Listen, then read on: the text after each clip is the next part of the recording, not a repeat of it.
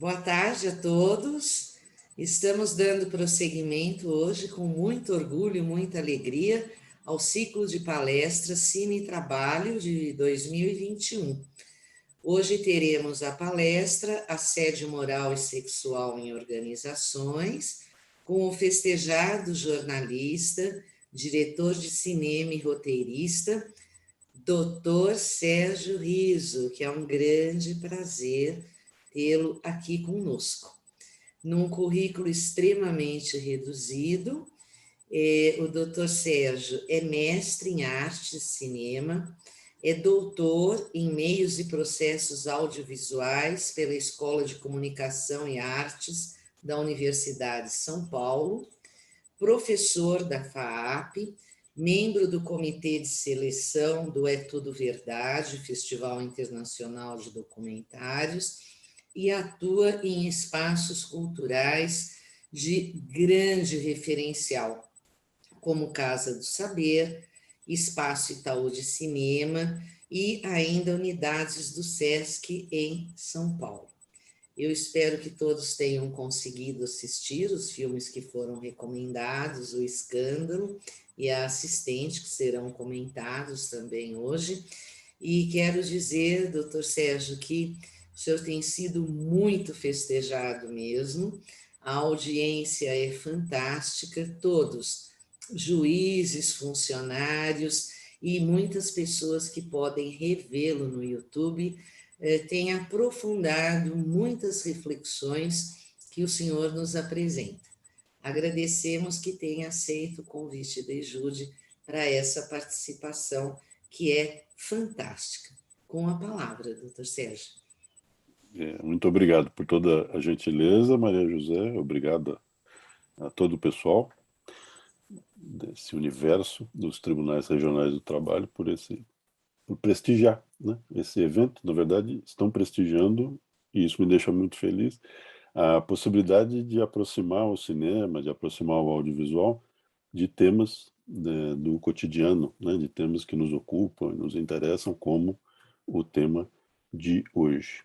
Enquanto eu lanço aqui a minha apresentação, eu quero lembrar quem eventualmente esteja acompanhando pela primeira vez o Cine Trabalho, que este é o segundo encontro. O primeiro foi realizado mais ou menos um mês atrás e o tema foi trabalho doméstico. Falamos sobre 2 filmes em especial, Parasita e O Tigre Branco, mas eu percorri ali uma série de referências no cinema à discussão desse assunto. Bom, este aqui ficará gravado também, vocês podem recomendar, indicar a amigos e amigas. Os meus contatos, se quiserem conversar sobre qualquer dos temas que discutamos aqui depois. E esse é o tema, né? Assédio moral e sexual em organizações, e os 2 filmes que escolhemos aqui para nos concentrarmos. Escândalo, é o da esquerda, eu sei que é difícil ler em japonês, eu também não consigo, e A Assistente. Eu quis usar esse pôster, que é o pôster japonês, porque ele é diferente do pôster americano e do que circulou na maior parte dos países, inclusive no Brasil. É um pôster em que as 3 atrizes aparecem mais aproximadas, né, em primeiro plano, e a gente não tem esse fundo, que é interessante porque é bem parecido, olha só, com o fundo do pôster de A Assistente. É um dos cartazes americanos, esse de A Assistente. Tem aquelas telas ao fundo, né? No caso de Assistente, tem esses rostos sobre os quais a gente vai falar. Mas o que me chamou a atenção no pôster japonês do Escândalo são os crachás, né? Então, a gente consegue enxergar os crachás da personagem da Charlize Theron e da Margot Robbie, justamente porque são elas que permanecem na empresa em questão, na organização em questão, a Fox News, depois que a personagem do centro, interpretada pela Nicole Kidman, é demitida e entra com um processo contra o diretor do canal, o crachá, né? Então, ele ajuda a estabelecer o nosso território aqui, né? Falaremos de filmes que representam situações de assédio em organizações, né? É claro que o assunto assédio cobre na sociedade diversos outros espaços, mas a nossa preocupação hoje aqui é com os lugares que simbolicamente nos dão e nos exigem crachás, né? São locais de trabalho. Aproveito essa introdução aqui, baseada nos cartazes dos filmes, para dizer que, no caso das 3 personagens principais de O Escândalo, as 2 que são interpretadas pela Charlize Theron e pela Nicole Kidman, elas de fato são, como veremos mais tarde, baseadas em personagens que passaram por aquelas situações. A personagem da Margot Robbie, a mais jovem, ela é inventada, certo? Ela não corresponde exatamente a ninguém que tenha participado daquela história. Ela é uma espécie de amálgama, né, para otimizar a narrativa do filme, de diversas mulheres que supostamente trabalharam também na Fox News. No caso aqui, então, do pôster de A Assistente, aqueles rostos ao fundo, como todos os que viram o filme sabem, representam mulheres, dezenas de outras mulheres, submetidas a situações muito parecidas com a que a protagonista do filme vive, mas situações mais parecidas com aquelas das atrizes que essa personagem conhece lá no escritório da produtora em que ela trabalha, né? Então é uma ideia de que temos aí uma história que, na verdade, fala a respeito de muitas histórias. Você pode fazer essa leitura também ali a respeito das telinhas no fundo do cartaz de O Escândalo. Agora, antes de a gente partir para os filmes, eu quero só lembrar, não é mais do que isso, um lembrete, a urgência desse tema, né? Como se trata de algo que nos cerca. E eu vou trazer aqui não notícias ou fatias do noticiário no Brasil, eu vou trazer dos Estados Unidos e da Inglaterra. Dos Estados Unidos eu trago esse caso que está ocupando ali destaque na mídia do país, um escândalo que envolve o governador de Nova York, o Andrew Cuomo. Bom, ele é governador de Nova York e todos os que conhecem minimamente os Estados Unidos sabem da importância desse cargo. Ele é de uma família de políticos, ele é filho de um ex-governador de Nova York também, Mário Cuomo. E ele, neste momento, esse recorte aqui é da homepage do New York Times na terça-feira, se não me engano. Eu chequei antes de a gente começar aqui como é que estava a situação, ela continua mais ou menos nesse pé. Sob fogo e sozinho, Cuomo luta pela sua vida política, né? Porque ele está sendo acusado de ter cometido assédio sexual por 11 mulheres. E isso significaria que ele violou leis estaduais e federais, né? Os casos levam a indícios de violação de crime, portanto. Você tem aqui um desdobramento, né, nessa chamada de primeira página do Times, um desdobramento das questões que envolvem o caso e, veja só, na terça-feira, o New York Times fez um editorial, esse é só o título e a imagem que acompanham o editorial. O editorial, vocês sabem, é o texto que são os textos que expressam o ponto de vista dos proprietários das empresas jornalísticas, né? Então, neste caso aqui, é o New York Times quem diz: você deveria renunciar, governador Cuomo, né? Há uma forte pressão para que ele renuncie. Ele alega ser inocente das acusações e neste momento, continua dizendo que não renunciará. E então parece que, lá em Albany, no legislativo do estado de Nova York, já se cria uma situação muito clara de processo de impeachment para afastá-lo do cargo. A imprensa brasileira tem repercutido essa situação, né? Na própria terça-feira, esse é um texto da Folha de São Paulo. baseado nas informações que estão lá no material do New York Times. Né? Governador de Nova York assediou sexualmente 11 mulheres, mostra investigação. Né? E os detalhes que envolvem o caso.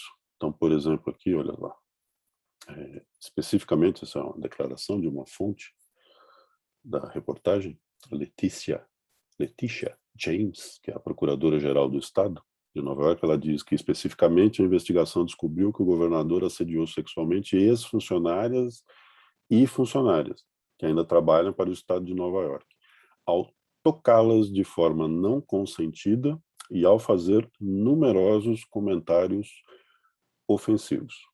Como eu disse, né, na terça, como negou as acusações e disse que os fatos são muito diferentes do que foi retratado. Né? Disse ele: quero que saibam, diretamente por mim, que nunca toquei ninguém de forma inapropriada, nem fiz insinuações sexuais inapropriadas.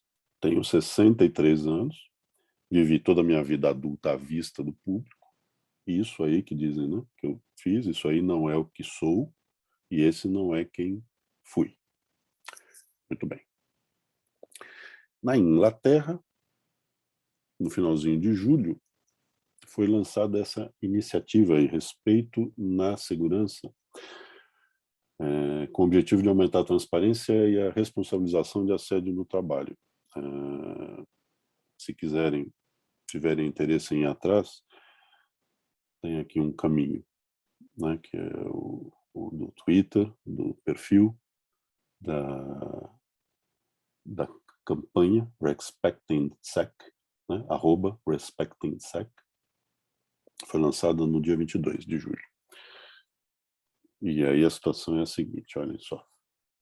Mais um setor do mundo corporativo resolveu se unir contra o assédio nas empresas. Um grupo de profissionais da área de segurança digital lançou, aqui dia 20, no Reino Unido, a iniciativa Respecting Security, respeito na segurança entre os profissionais, né, segurança digital, destinada a apoiar vítimas de assédio online e a encorajar empresas a enfrentarem o problema. Em uma pesquisa feita pelo movimento, o Twitter foi apontado como o principal canal de assédio, seguido pelo e-mail. O Respecting Security pede às organizações que formalizem o compromisso de criar um local de trabalho livre de assédio. As empresas que se inscrevem no esquema devem se comprometer com 7 princípios, incluindo proteger a identidade da pessoa que denuncia o assédio, ter canais de reporte e não ignorar qualquer forma de abuso. E aí, na segunda parte desse texto, algumas informações que eu acho que nos interessam aqui para a nossa conversa hoje.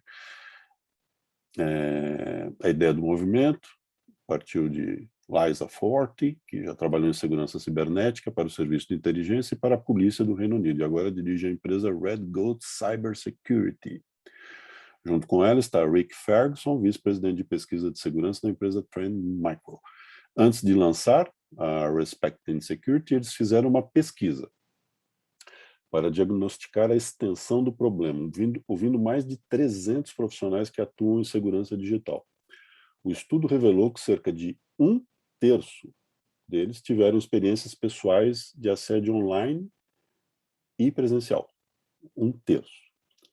Os que relataram ter experimentado assédio pessoal, a maioria disse que ocorreu em eventos do setor, 36%, no escritório, 47%, ou em eventos sociais, 48%. O assédio online ocorreu com mais frequência, né, como se dizia no início do texto, no Twitter, 44%, ou por e-mail, 37%. Então, 2 notícias pinceladas ali da imprensa americana, da imprensa britânica, só para ilustrar, né, como esse tema hoje mobiliza a sociedade e leva a situações como essas duas, né? Ao pedido de renúncia de um governador daquele que talvez seja o estado mais importante dos Estados Unidos, junto com a Califórnia, e aqui a preocupação de um setor de mercado com o que vem acontecendo com profissionais que trabalham nele e a tentativa, né, de organizar uma resposta a esse problema com um protocolo, né, um protocolo anti-assédio. Muito bem, vamos lá para o cinema, né, que é a nossa praia aqui da tarde. E eu preciso começar num apanhado de filmes que vem tratando desse assunto ao longo da história. Eu preciso começar com esse filme que eu imagino que muitos de vocês conheçam. É um clássico do cinema americano, vencedor do Oscar de melhor filme, melhor direção, melhor roteiro original. No Brasil, Se Meu Apartamento Falasse. É um ótimo título, de fato. Eu devo admitir que, desta vez, o distribuidor do filme criou uma solução bem atraente para o público brasileiro. Mas, no original, o filme se chama O Apartamento, The Apartment, né? E aí vejam aqui variações. Na variação espanhola, esse pôster, se não me engano, é do lançamento na Espanha, é Piso de Solteiro, né? Apartamento de solteiro. Muito bem, tá correto, não está errado. O personagem principal, o dono do apartamento, é solteiro. Mas vejam aqui que interessante, por falar em cartaz novamente, como eles tentam nos vender, antes que a gente veja os filmes, uma certa narrativa, uma certa porta de entrada para eles. Então, no caso aqui do pôster em espanhol, uma ilustração de um homem e de uma mulher, supostamente ali entrando, né, num apartamento, estão subindo um degrau. E veja só, nesse apartamento, há sorrisos, há lágrimas, há ação, sempre acontece algo nele, né? Dizem ali as frases de efeito. O outro cartaz é italiano, aí ele faz a tradução literal mesmo, né, do título, mas vejam só o desenho do Jack Lemmon, o ator do filme, né, acompanhado de 4 mulheres. A primeira é a Shirley MacLaine, que aparece no outro pôster também, e mais 3 mulheres ali não identificadas, né? É um genérico de mulheres, e aí você fica imaginando que, uau, esse apartamento, de fato, sempre acontece alguma coisa, e tem a ver com sexo, né? Sem a menor dúvida. Então, não, né? Quem viu o filme sabe, e quem não viu precisa ser informado. Esse é um belíssimo filme sobre trabalho. E é também ele um precursor dos filmes que trataram de assédio, tanto moral quanto sexual, num ambiente de trabalho, né? Que é basicamente esse aí que a gente vê nessa foto, um ambiente criado ali pela equipe de direção de arte do filme, com um talento incrível para dizer um monte de coisas, inclusive para reforçar a ideia de um trabalho despersonalizado, repetitivo, um monte de gente ali em mesas idênticas, enfileiradas, fazendo a mesma coisa. A empresa é uma companhia de seguros, e esse é um dos andares da empresa, onde trabalha no início do filme o personagem do Jack Lemmon. Eu vou tentar aqui falar um pouco do filme e de como é que ele trata do nosso tema de hoje, sem entregar algumas surpresas que o espectador conhece enquanto vê o filme. E o roteiro dele é exemplar, né, na condução, né, de uma situação que, aos poucos, nós, espectadores, vamos entendendo. É certamente um dos melhores roteiros já escritos no âmbito do cinema americano. Então, aqui nessa foto a gente percebe que o Jack Lemmon já está no outro lugar, né? Ele está numa sala, agora ele não está junto com as outras pessoas, ele está num outro andar em que os profissionais têm salas, portanto eles têm cargos superiores de chefia, e ele foi levado aqui a essa sala por esses 4 sujeitos em pé, e mais um que não está aparecendo aí, que é o chefão de todos eles. É o chefão de tudo isso aí. E a questão é, por que é que ele foi levado por esses 4, pelo chefão de todos eles, a essa sala? Porque ele foi promovido, né? porque ele tem uma coisa incrível ali, muito valorizada por esses chefes todos, que é um apartamento de solteiro, que ele empresta para os chefes, de modo que eles possam ter encontros extraconjugais, digamos assim, né? Que eles possam se encontrar com suas amantes no apartamento dele. De cara já se percebe aí, né? Uma entradinha para assédio moral. E a questão é que as amantes, a gente vai descobrindo, elas trabalham na empresa também. São secretárias, né? E de alguns deles, inclusive. E aí abrimos também, portanto, a porta para assédio sexual. A Shirley MacLaine, novinha, né, interpreta a ascensorista da empresa, uma das ascensoristas da empresa. Então, eles se conhecem, os personagens do Jack Lemmon e da Shirley MacLaine. Por causa disso, há uma atração entre eles e preciso parar por aqui, senão eu já vou estragar de fato o prazer de quem não conhece. Se meu apartamento falasse, esse é o apartamento. Esse é o apartamento de um homem solteiro. Esse é uma sequência do filme no início em que ele está jantando tarde, sozinho, né? Porque ele precisou ficar na rua até um dos chefes que pediu emprestado o apartamento desocupá-lo. E aí ele está encontrando, se eu não me engano, isso tem na mão dele, ele está encontrando alguma coisinha que foi esquecida no apartamento. Um outro marco dessa discussão no cinema, um filme muito polêmico, ele é relativamente recente, né, para pessoas da minha idade e um pouco mais jovens, e acho então que se lembram da polêmica de quando ele foi lançado. No Brasil, ele recebeu frontalmente esse título, Assédio Sexual, no original é Assédio, se eu não me engano.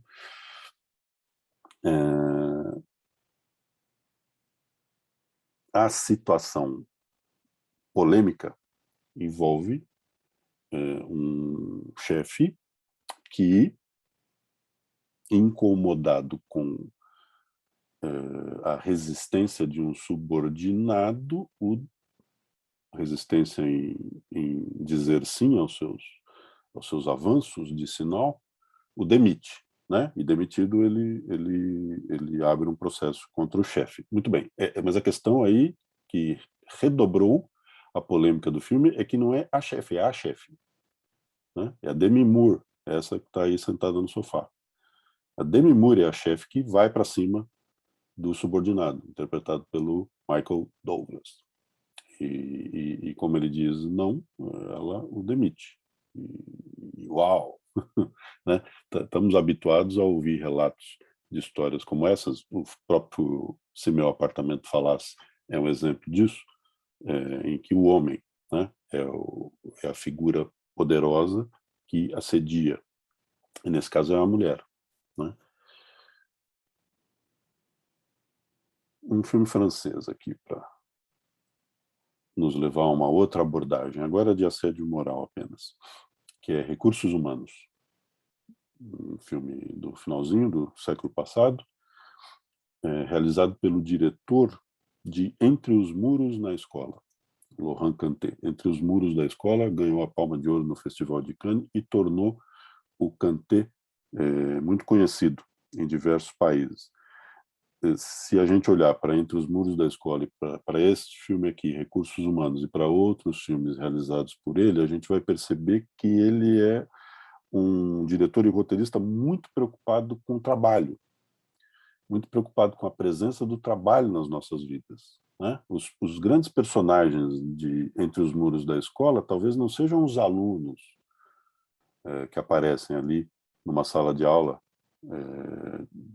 sala de aula do protagonista do filme, que é um professor. Né? Os grandes personagens daquele filme talvez sejam os professores, ou, se você quiser, os trabalhadores daquela escola, porque tem os professores, e aí tem o diretor, tem a turma da diretoria, tem a merendeira, tem os faxineiros, né? E me parece que o Cantet está preocupado em flagrar Entre os Muros da Escola o que acontece nesse ambiente de trabalho, ou, né, uma tentativa de mostrar para quem não conhece que ambiente de trabalho é aquele, de uma escola em Paris, num bairro marcado por ter uma presença muito grande, muito forte, de imigrantes, né? e de filhos de imigrantes das mais diversas nacionalidades.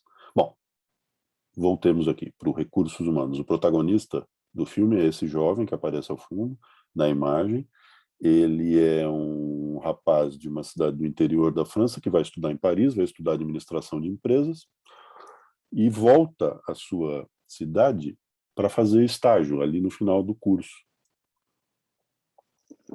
Ele obtém um estágio no departamento de RH da fábrica onde trabalha há décadas o seu pai, né? E é um pouco por isso que ele consegue o estágio, né? Porque o pai ali conversa, olha, meu filho está precisando e tal, e maravilha. Então aparece lá o filho para estagiar na fábrica onde trabalha o pai. E justamente nesse momento irrompe uma greve. E a greve coloca pai e filho em posições distintas. Atenção, não são as posições que talvez a gente possa imaginar. Não quero aqui dizer exatamente o que acontece, mais uma vez, para não estragar o prazer de ver o filme. O fato é que eles, então, passam a ocupar posições distintas em relação à greve, e você tem claramente ali situações de assédio moral, né?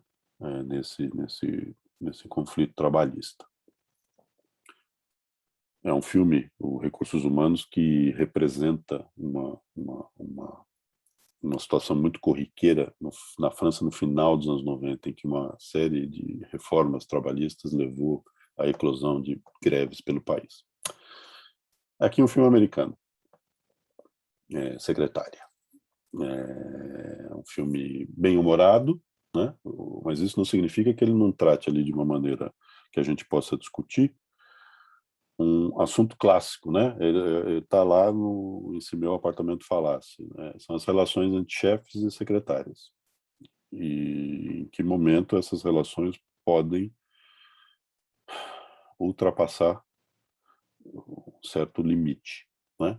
Aqui no filme, situações de assédio moral e sexual são caracterizadas. Repito, com humor, né? Esse filme é uma comédia dramática, mas isso não impede que a gente não possa olhar para essa situação e trazê-la aqui para a nossa conversa. O Diabo Veste Prada traz uma das chefas mais abusadoras, eu diria, da história do cinema americano. É essa interpretada pela Meryl Streep, uma muito bem-sucedida editora de uma revista de moda, muito respeitada, de competência indiscutível, mas ela tem uma forma de lidar com a sua equipe que é absolutamente abusiva, né? Isso inclui as moças que aparecem aí na foto, hoje estrelas, as duas, a Anne Hathaway e a Emily Blunt, ali ao fundo, né? As duas estão ali submetidas ao longo do filme aos caprichos e aos pecados, digamos, cometidos pela personagem da Meryl Streep. Um filme britânico agora, nota sobre o escândalo. Neste aqui, o ambiente de trabalho é uma escola, né? Eu falava disso agora há pouco, comentando a carreira do Laurent Cantet, né? Por causa de Entre os Muros da Escola. Nota sobre um escândalo, traz a Judi Dench, essa que aparece na foto, como uma personagem que irá denunciar, a certa altura da história, uma professora da escola, interpretada pela Cate Blanchett, a atriz australiana, muito conhecida, grande estrela internacional, vai denunciá-la por ter um caso com um aluno adolescente. O escândalo de superfície, evidentemente, é esse, o caso da professora com um aluno, mas tem uma outra situação aí que envolve as duas, que envolve a Judi Dench e as personagens, né, da Judi Dench e da Cate Blanchett. Um outro filme francês bem interessante, pouco conhecido, A Questão Humana.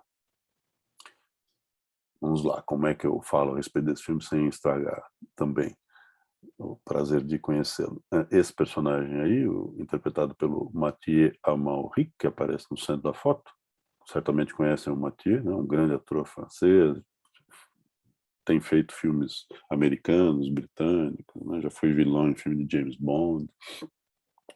O Mathieu interpreta o diretor de RH de uma multinacional alemã.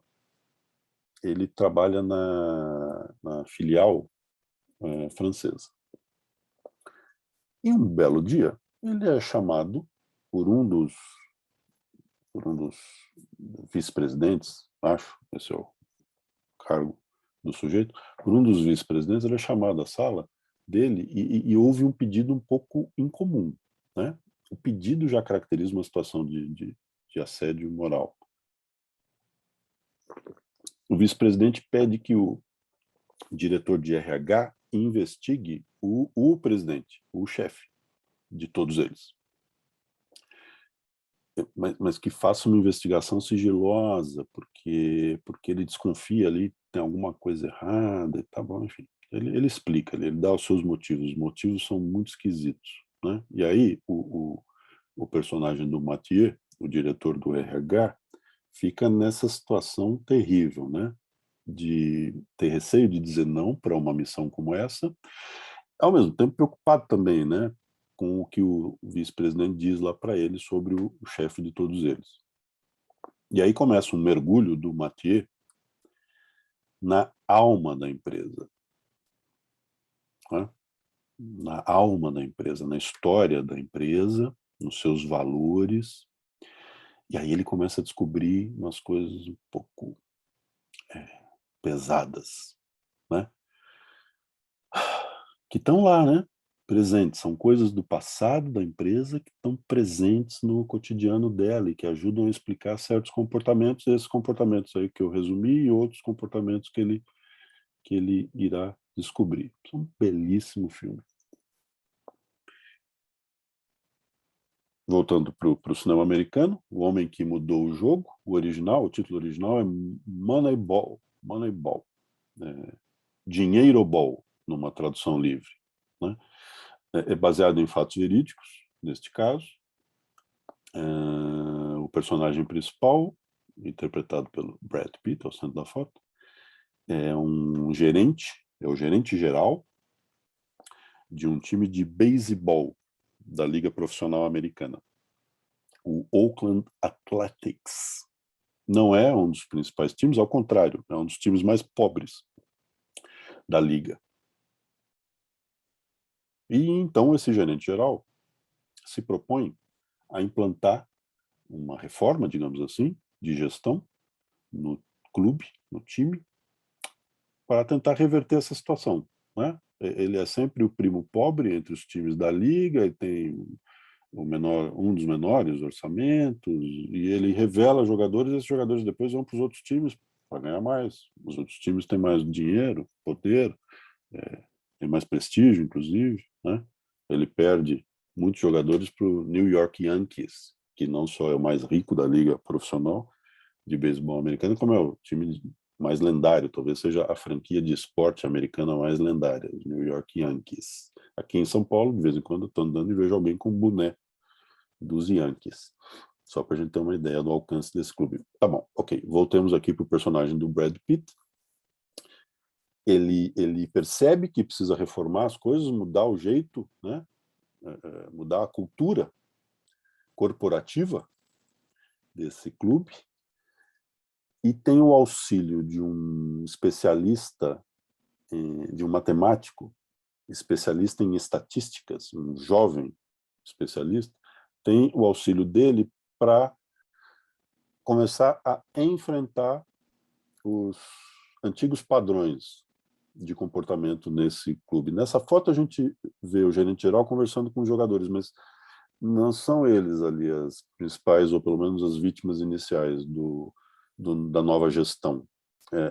Ela começa com os olheiros Olheiros são aqueles que, nos times de todos os esportes, ficam de olho em jovens talentos das divisões de base, né, e em outros times.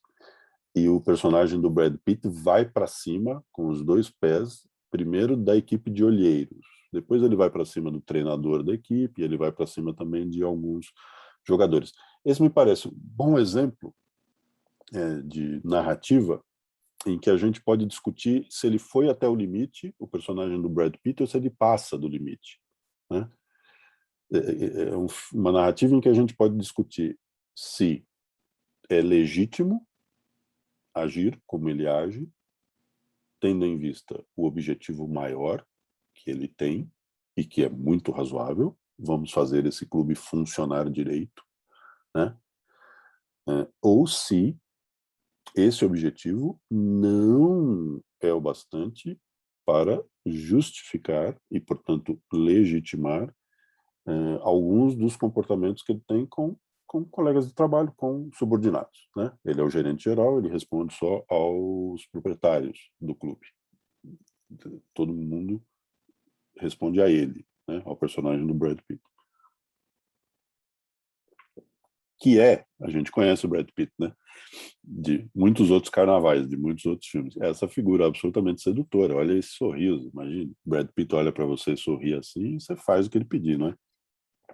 E é interessante mesmo que ele interprete esse personagem, né? Porque a gente precisa ali o tempo todo refletir a respeito dessa capacidade de sedução, né? Se ele não está usando essa capacidade para ir um pouco além do aceitável. Agora, atravessamos o Atlântico outra vez, vamos para um filme belga, realizado por dois grandes mestres do cinema social do século XXI, Luc e Jean-Pierre Dardenne. Costumo dizer que eles são os reis de Cannes, do Festival de Cannes, que eles já ganharam algumas vezes, eles já ganharam lá todos os prêmios possíveis de se ganhar no Festival de Cannes, incluindo algumas palmas de ouro de melhor filme, prêmio de direção, de roteiro. Os atores dos filmes já ganharam prêmio de ator, prêmio de atriz. Os caras mandam prender e mandam soltar em Cannes. Esse filme, Dois Dias, Uma Noite, se ambienta na região de Liège, que é a região deles, lá na Bélgica. Todos os filmes deles se ambientam mais ou menos por ali. E a gente acompanha os esforços dessa personagem de camiseta aí, que você já percebeu, é interpretada pela Marion Cotillard, a grande atriz francesa que ganhou o Oscar por Piaf. A gente acompanha os esforços dela para reverter uma espécie de demissão. Não é que ela foi propriamente demitida. O contrato de trabalho dela aí acabou, né? É uma outra legislação diferente da nossa. As pessoas têm contrato de trabalho, o dela acabou aí nessa empresa onde ela trabalha, eles são os colegas de setor, e o chefe faz a ela a seguinte proposta: eu não posso renovar o seu contrato, eu não tenho como, eu não tenho dinheiro para renovar o seu contrato. Mas, se você convencer os seus colegas a abrir mão do bônus anual a que eles têm direito nos seus contratos, então eu posso assinar com você um novo contrato, certo? Joga, portanto, a responsabilidade sobre ela. Ela é quem precisa ir lá bater de porta em porta, né? Quem viu o filme sabe. Durante um fim de semana, bater de porta em porta, visitar os colegas e tentar convencê-los a abrir mão disso, porque há uma votação no início do filme, numa sexta-feira, ela perde, os colegas majoritariamente dizem: não vou abrir mão do meu bônus, lamento. O chefe diz: então, desculpa, você perdeu o emprego, e ela, com a ajuda de uma amiga, pede, por favor, por uma nova eleição, por uma nova votação, uma nova consulta, né, na segunda-feira. E aí o chefe diz: tudo bem, ok, tá bom, por mim não tem problema. Segunda, então a gente faz essa consulta outra vez. Então ela passa 2 dias, uma noite, tentando convencer. os colegas. Não preciso falar nada, né? Sobre o assédio moral. Um filme americano de prestígio e popularidade nesse ano, acho que se lembra, foi um filme que disputou o Oscar, Foxcatcher, uma história que chocou o mundo, também aqui outro filme como o Moneyball, baseado em história verídica, no caso, o envolvimento de um empresário americano, o John DuPont, interpretado aqui pelo Steve Carell, à direita, na foto, o envolvimento do John DuPont no patrocínio e nas atividades da equipe olímpica de luta livre dos Estados Unidos. E aí a gente tem aqui o Mark Ruffalo, à esquerda, que faz parte dessa equipe. E a história chocou o mundo, então, se você não viu o filme, você já imagina, né, o que ela traga. Ela traz uma série de abusos absolutamente inacreditáveis, né? Inseridos numa relação de trabalho, né? No caso de um patrocinador de uma equipe esportiva, que a gente está outra vez no mundo dos esportes. O Bennett Miller é um excelente diretor americano, eu esqueci de mencionar o nome dele quando eu falei do Moneyball, né? Então é o mesmo diretor, o diretor de O Homem que Mudou o Jogo, é o mesmo deste filme aqui, Foxcatcher, e também é o mesmo de Capote, um filme que imagino que conheçam, sobre o Truman Capote, um jornalista e escritor americano, que nesse filme a gente vê cobrindo o evento criminal que levou à escrita do seu livro mais conhecido, A Sangue Frio, que é um clássico do jornalismo e da literatura nos Estados Unidos. Bom, agora outro filme britânico, baseado em fatos verídicos também.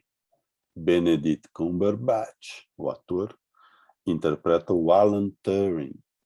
Alan Turing, um célebre cientista britânico que teve um papel fundamental na Segunda Guerra Mundial ao liderar uma equipe que ajudou a decifrar as mensagens de código dos alemães. O Jogo da Imitação, o filme trata, eu diria que em primeiro plano, dessa situação na Segunda Guerra Mundial e da equipe, dos esforços da equipe, de como é que eles desenvolvem uma máquina, um computador capaz de decifrar, né? Cria uma programação para o computador que decifra. Tá bom, ok, beleza. A questão em segundo plano, mas que para nós aqui é de primeiro plano, é que o Alan Turing era gay. E ele foi perseguido por isso, né? E ele terminou por se suicidar na esteira, né, dessa situação de abuso, né, cometida contra ele pelas autoridades britânicas, pelo seu empregador, né, que era o governo britânico. Esse filme é de 2014 e ele foi feito quando a figura do Alan Turing já havia sido justiçada, não sei se essa palavra é correta, né? Mas o governo britânico já havia feito aqui uma expiação, né? E houve inclusive um pedido de desculpas formal aos herdeiros, à família do Alan Turing, né? Ele já não está vivo para ouvir esse pedido de desculpas, mas o que interessa é que houve uma grande mudança na legislação britânica, porque homossexualidade era crime, à época do Alan Turing. Houve uma grande mudança na legislação britânica, inspirada em especial pelo caso dele, né? De modo que no Reino Unido se chama essa nova legislação, que, entre outras coisas, procura blindar, né, homossexuais de assédio, de abusos, de injustiças. Essa legislação tem o apelido de Lei Alan Turing, né? Então hoje ele é reconhecido como essa figura de primeira linha, um herói de guerra, um grande cientista, vítima de uma injustiça terrível cometida, veja, né? Estamos falando aqui de organizações, cometida pelo seu empregador, que era o governo britânico. Aproveito aqui para sair um pouco da praia do cinema e falar de literatura, só para recomendar aos interessados por essa história, a do Turing, um belíssimo romance recente do Ian McEwan, um escritor britânico, é o escritor de Reparação, entre outros livros, né? Reparação deu origem ao filme que no Brasil se chamou Desejo e Reparação. São um gigantesco romance das últimas décadas. Mas o McEwan publicou mais recentemente um romance chamado Máquinas como Eu. Máquinas como Eu. A Companhia das Letras publicou a tradução no Brasil. Nesse romance, o McEwan cria um universo paralelo, né? É um exercício de ficção científica, num certo sentido. É um universo paralelo ambientado no passado, mas não no passado que a gente conheceu, num passado alternativo. E nesse passado alternativo, entre diversas outras coisas, no cenário político europeu, que não aconteceram, mas podiam ter acontecido, entre essas muitas coisas, tem o Alan Turing. O Alan Turing não se matou. Ele tentou cometer suicídio, mas sobreviveu.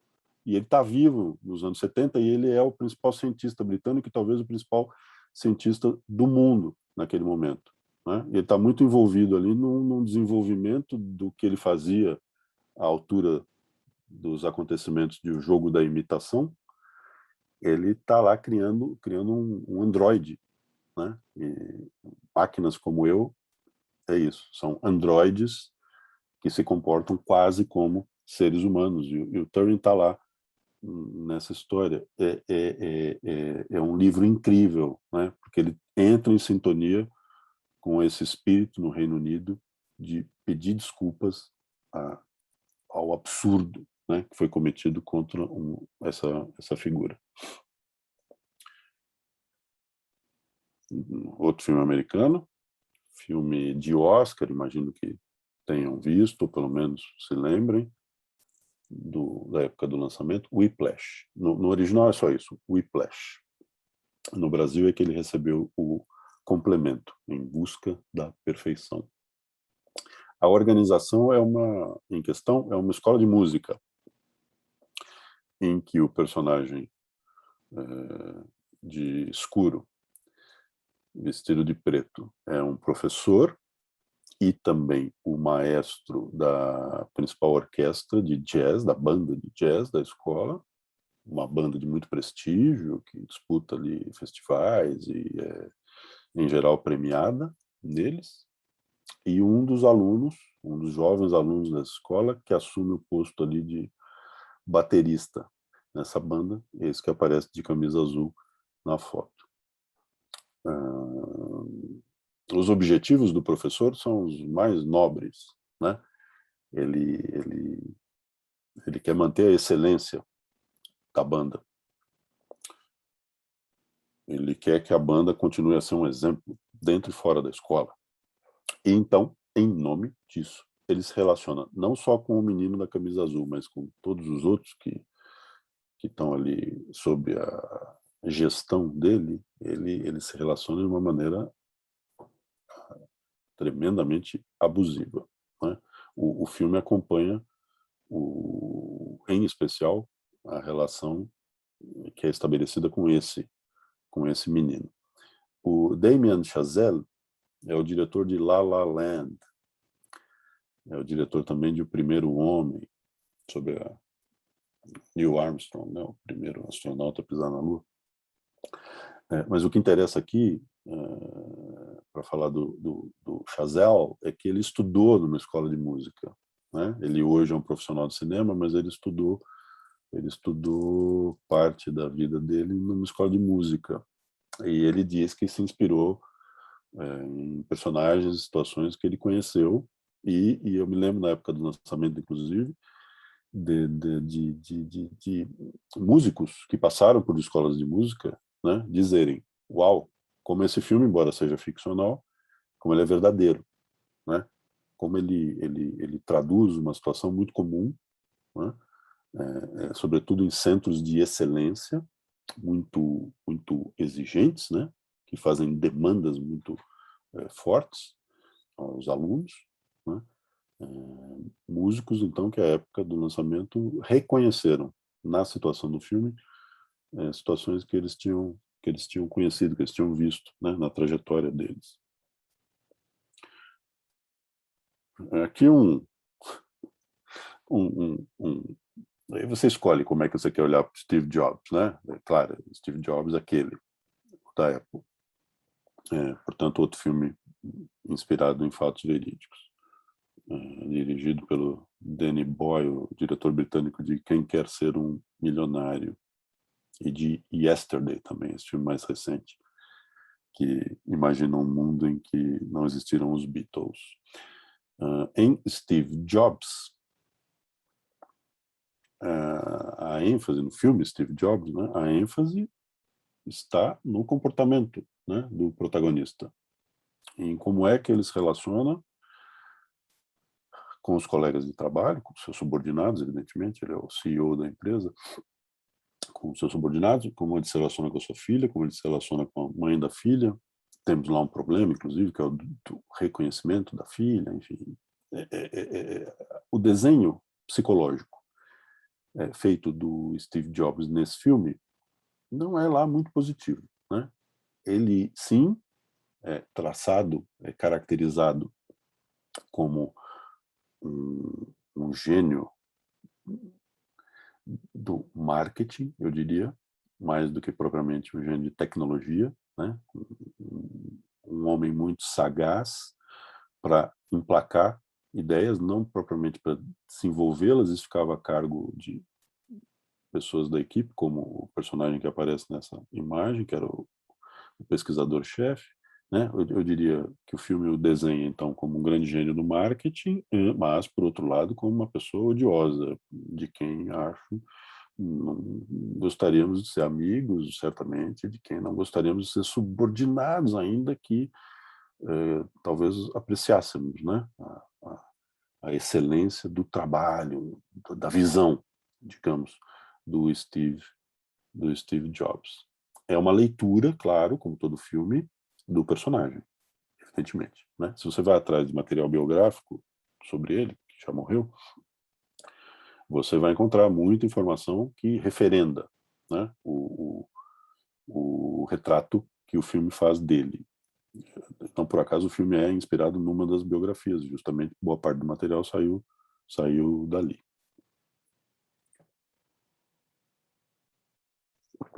Outro filme americano muito popular, na época também, disputou Oscar, Estrelas Além do Tempo. No original, o título é Figuras Escondidas, Figuras Ocultas, né, a tradução literal. E as figuras escondidas, ocultas, essas tais de estrelas além do tempo, são mulheres negras, matemáticas, que trabalharam na NASA, a Agência Espacial Americana, e deram uma contribuição muito importante à corrida espacial, né, ao desenvolvimento de toda a tecnologia que levou à chegada do homem à Lua. A chegada de homens à Lua, né, da humanidade à Lua e em termos de gênero de homens à Lua. Então, essas personagens do filme, 3 em destaque, são, no início, vistas com reservas, né, pelos homens da NASA. Essa foto é sensacional porque ela traduz tudo, eu quase nem preciso falar mais nada.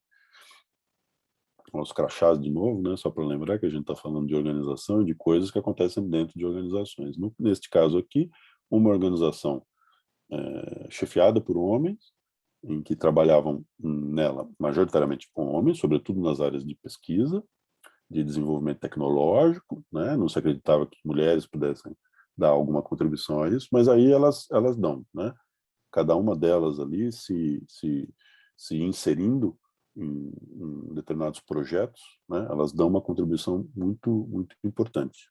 E essa história hoje é muito conhecida nos Estados Unidos e elas são vistas como grandes precursoras, né, do empoderamento feminino na área da ciência e da tecnologia nos Estados Unidos. Bom, mas para o nosso assunto aqui, o que interessa é que elas são vítimas, evidentemente, de muito assédio moral, né? Porque são mulheres, e porque são mulheres negras, para piorar, né? Tem uma sequência do filme, os que viram devem se lembrar, em que ela precisa ir ao banheiro, né? A gente precisa ir ao banheiro quando fica muito tempo trabalhando na empresa. E aí ela precisa, a gente não entende direito por que ela está fazendo isso, né? Mas ela sai lá do prédio em que ela trabalha, vai, desce, corre atravessa um pátio, chega lá num outro prédio correndo e entra no banheiro. Depois é que a gente sabe, né? Ela foi usar o banheiro reservado naquele momento na NASA, veja, o banheiro reservado a negros. Não é que é o banheiro reservado a mulheres, né? Mulheres brancas podiam ir no banheiro lá do prédio em que ela trabalhava, mas os negros todos da NASA precisavam ir lá nos banheiros desenhados só para eles, né? E aí o personagem do Kevin Costner, que é o chefe desta aqui, toma uma atitude interessante, que eu acho que é só do mundo da ficção. Eu acho que aquilo não aconteceu de verdade, mas enfim, ele toma ali o partido dela quando ele fica sabendo disso, né? Porque ela desaparece por uns 20 minutos, ele precisava dela, cadê você? Eu fui no banheiro. Disse, como assim? 1 hora, 20 minutos, meia hora para ir no banheiro? O que é isso? E aí ele fica sabendo, como homem branco, pelo que ela passava. Então, ali mulheres negras, né? Aqui uma mulher branca, uma ilustre mulher branca, a Ruth Ginsburg, é a personagem, né, principal do filme. Imagino que, sendo no mundo do direito, vocês todos se lembram, né, da Ruth Ginsburg, RBG. Ela era conhecida nos Estados Unidos pelas iniciais, né? Ela virou uma figura pop, a juíza da Suprema Corte Americana. Neste filme aqui, Suprema, a gente acompanha episódios da juventude da Ruth Bader Ginsburg, né, RBG. E aí é isso aqui, ó, outra foto, né? Veja só que interessante. Uma mulher cercada de homens, né? Porque a Ruth, jovem, vai estudar direito em Harvard. E aí, logo de cara, ela já ouve, tipo, o que você está fazendo aqui, né? Ela não está sozinha. Na turma dela, e naquele momento, na escola de direito de Harvard, tem lá mais umas mulheres, poucas mulheres, né?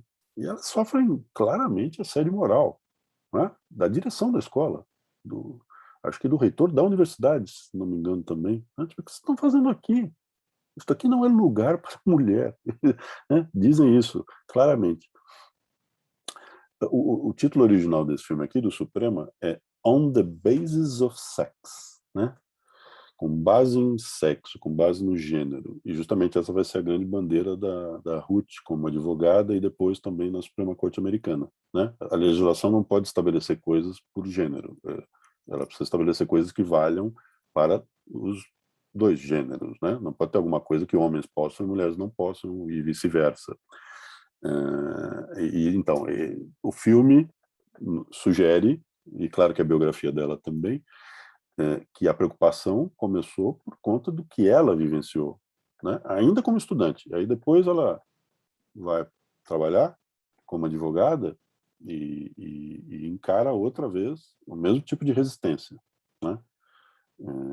Há uma sequência do filme em que ela se queixa objetivamente, né, do que ela percebe que está acontecendo. Como mulher, ela pode ir até um determinado ponto, ela pode aspirar só este ou aquele emprego, porque num outro nível, digamos assim, num outro patamar, mulheres não são aceitas, né? E ela explica ali os motivos, né, pelos quais isso acontecia. Veja, na costa leste liberal dos Estados Unidos, na década de 60 e 70, né? Ela se tornou juíza da Suprema Corte, indicada pelo Bill Clinton.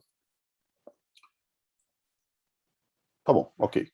Feito esse passeiozinho aí, por filmes que tangenciam estes dois, voltemos para eles, né? Então voltemos para Escândalo, Bombshell no original, né? Não é propriamente Escândalo, mas no Japão, veja só, é Escândalo também. E acidente. Começando aqui por o Escândalo. Então vamos lá, né? A história do crachá, o crachá pendurado ali no pescoço da Margot Robbie, nessa imagem. Essa aí, né? É a organização. redação da Fox News, emissora de TV americana, muito associada ao Partido Republicano americano, mas, sobretudo, à direita americana, né? A ascensão da direita americana no século XXI. A organização mãe é a News Corporation, né? Que é pertencente a uma figura que a gente vai ver daqui a pouco, que é o Rupert Murdoch, um empresário australiano que tem negócios de mídia espalhados por diversos países, entre eles os Estados Unidos e o Reino Unido. Então essa é a organização mãe, né? O que a gente vê em O Escândalo diz respeito, por extensão, a essa empresa, né? A esse conglomerado. Mas especificamente o que a gente vê aconteceu de fato, esse filme é baseado em fatos verídicos, como ele próprio nos informa, na redação da Fox News, com algumas das mulheres que trabalhavam lá.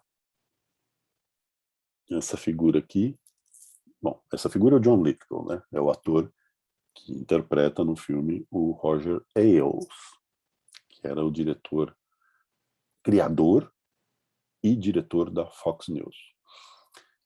E para muita gente, a grande figura, vejam só, do Partido Republicano Americano, até a sua derrocada, né? Tal como a gente conhece no filme. O grande nome do Partido Republicano, fora do Partido Republicano, né? Trabalhando numa emissora de televisão, num canal que fazia jornalismo. Bom, O Escândalo foi super bem sucedido à época, né, do seu lançamento, estava lá entre os filmes do Oscar, venceu esse prêmio técnico de maquiagem e cabelo, hairstyling, como eles chamam lá na academia de Hollywood. Foi indicado também para os prêmios de atriz, a Charlize Theron, que é produtora do filme, e a Margot Robbie, a mais jovem delas, né, foi indicada para coadjuvante. Entre outros prêmios e indicações, eu acho que vale a pena destacar que no Sindicato dos Atores, que é o Screen Actors Guild, SAG,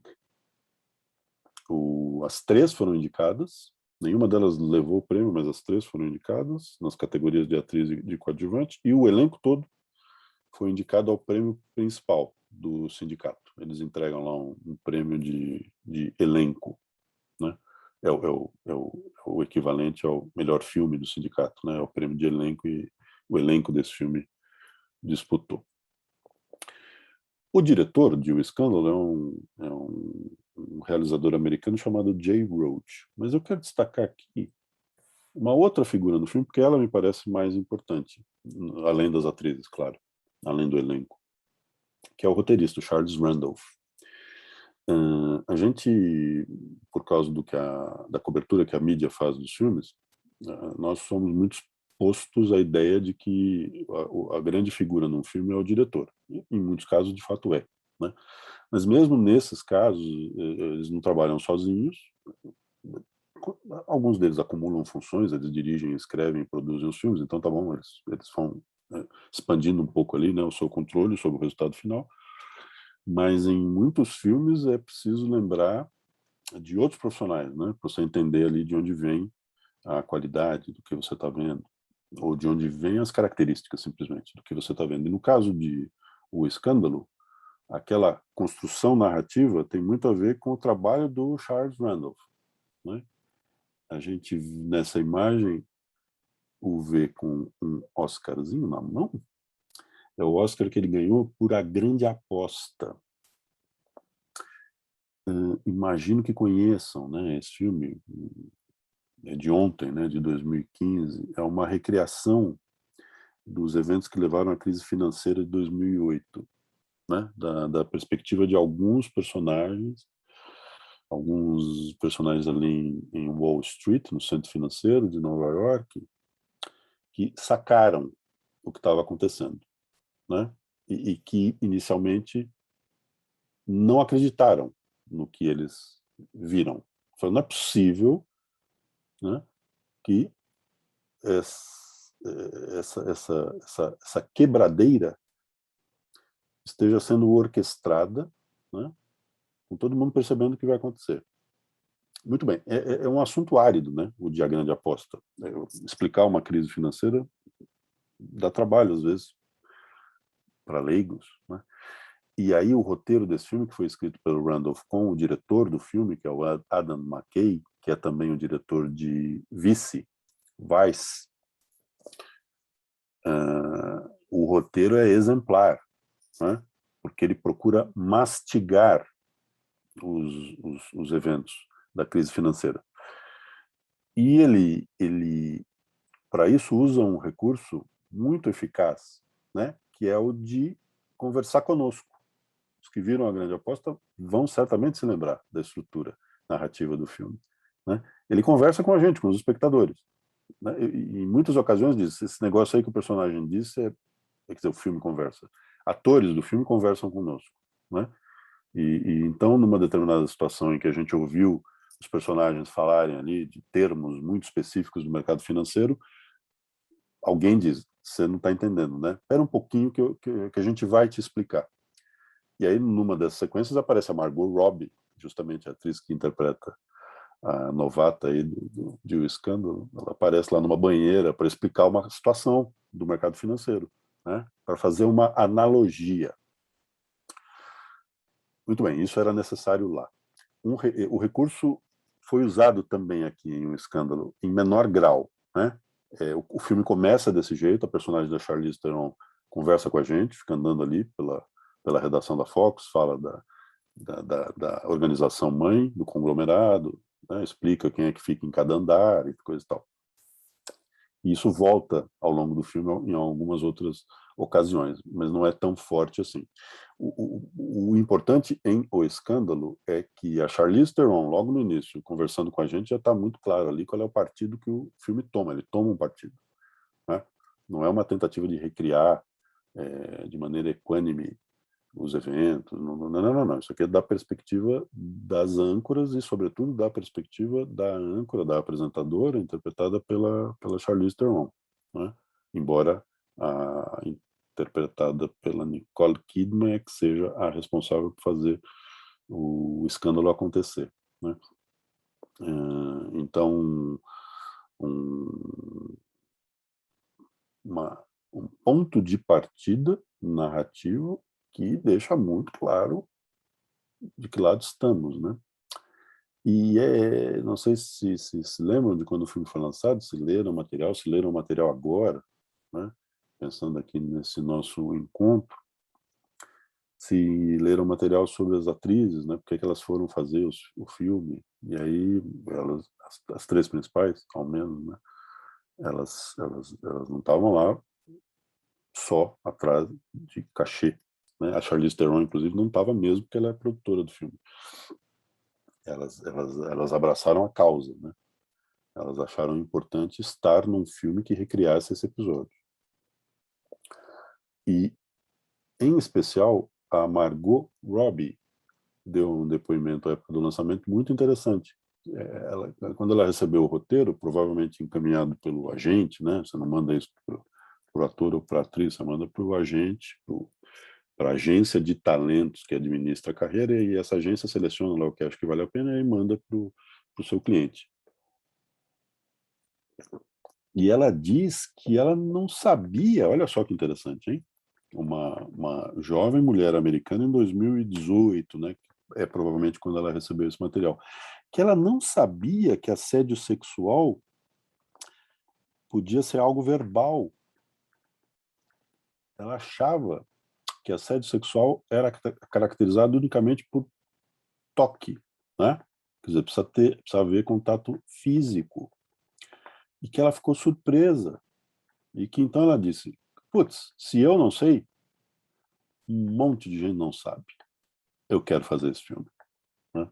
Então veja, ele tem evidentemente ali um partido, né?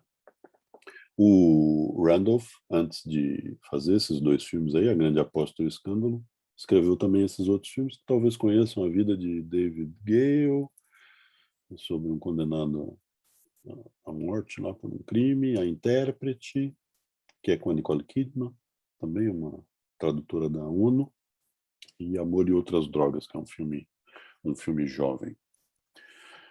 Muito bem, essas são, na vida real, as personagens verídicas das duas âncoras, né? A Megyn Kelly e a Gretchen Carlson. Sobre a Gretchen, a gente vai ver daqui a pouquinho um outro material aqui. E esses são os dois homens de poder na narrativa, né? O Roger Ailes, que morreu em 2017. Antes, portanto, da realização do filme, né? Ele já estava morto quando o filme começou a andar. E o Rupert Murdoch, né? O proprietário do conglomerado de imprensa, da News Corporation. Essa história foi adaptada também para uma minissérie de TV, em 7 episódios, se eu não me engano. Essa daí, ó, com a Naomi Watts no papel da Gretchen, a âncora que é demitida e entra com o processo, e com o Russell Crowe no papel do Roger Ailes.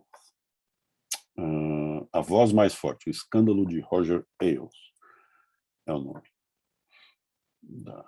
da série.